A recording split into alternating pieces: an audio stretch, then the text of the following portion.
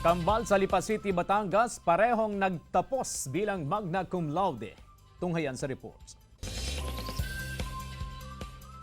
Nagpamalas ng dobleng talino ang kambal mula sa Lipa City, Batangas. Consistent honor students sina Royce at Rainier na nagtapos sa kursong Bachelor of Science major in Psychology na parehong magna cum laude. Para sa kambal, hindi naging mahirap ang pag-aaral, lalo't kasangga nila ang isa't isa. Sa ngayon, pinaghahandaan na ni Royce at Rainier ang kanilang board exam. Wala namang mapagsidla ng tuwa ang kanilang mga magulang na proud sa achievement ng kambal. Suportado rin daw nila anumang karera ang tahaki ng dalawa. Mensahe lang nila na palagi silang magmahalan.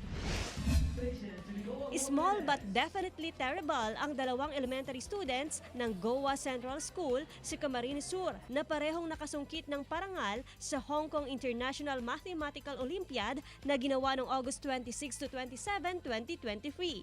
Ang 9 na taong gulang at grade 4 student na si Liam Andre de los Santos na pag-uwi ng gold medal, habang ang 11 taong gulang naman na si Jake Aidan Iglesia, maliban sa nasungkit na gold medal, siya rin ang world champion sa nasabing kompetisyon.